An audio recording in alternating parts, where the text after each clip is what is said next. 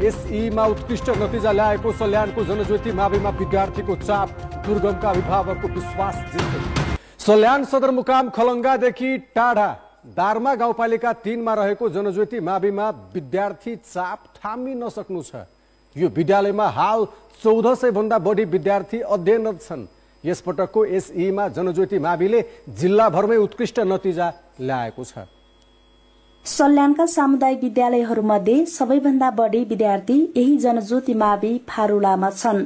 यहाँका 46 जना शिक्षक कर्मचारीहरूले पनि आफ्ना छोराछोरी निजीमा नभई यही विद्यालयमा पढाउँछन्, जसले समुदाय स्तरमा विद्यालय प्रतिको भरोसा बढाएको छ।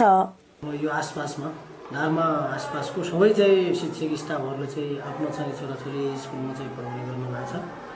मेरै चाहिँ आफ्नै बच्चा भन्नुपर्दा मेरो 3वटा बच्चा यही स्कुलमा चाहिँ बच्चाहरूले चाहिँ पढिरहनु भएको छ र लगायत अब हाम्रो चाहिँ सबै स्टाफहरूले चाहिँ स्कुलमा पढाउनु भएको छ र हामीलाई चाहिँ सबैले चाहिँ विश्वास गर्नु भएको छ।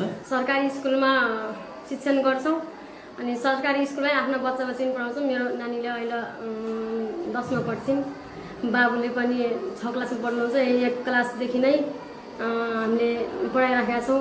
विद्यार्थीको चाप बढेपछि यहाँ केही कक्षाहरू 3 सेक्सनमा विभाजन गरेर पढाइ भइरहेको छ। कक्षामा अनुपस्थित विद्यार्थीको हरेक दिनको अभिलेख राखिन्छ र अभिभावकलाई जानकारी गराइन्छ। यसले अभिभावकलाई आफ्ना बालबालिकाको पठन पाठन प्रति जिम्मेवार बनाएको छ।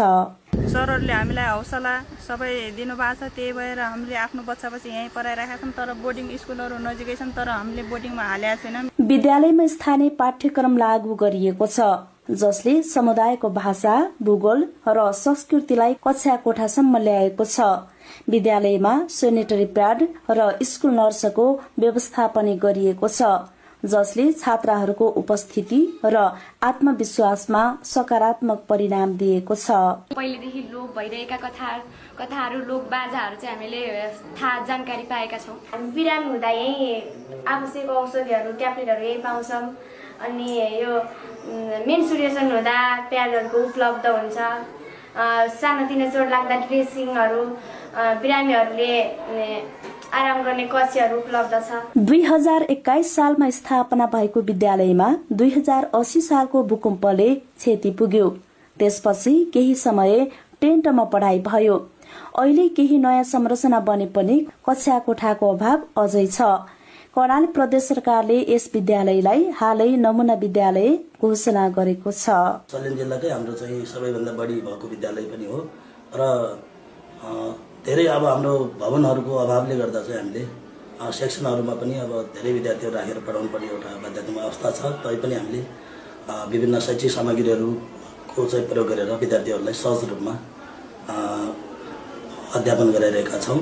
सामुदायिक विद्यालयहरूले विद्यार्थी अभाव झेलिरहँदा जनज्योति माविले भने सम्भावनाको नयाँ उज्यालो देखाएको छ।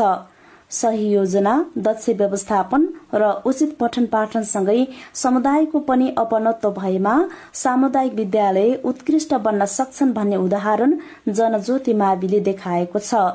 कान्तिपुर समाचारका लागि सरिता चलाउने, जनज्योति मावि, सल्यान।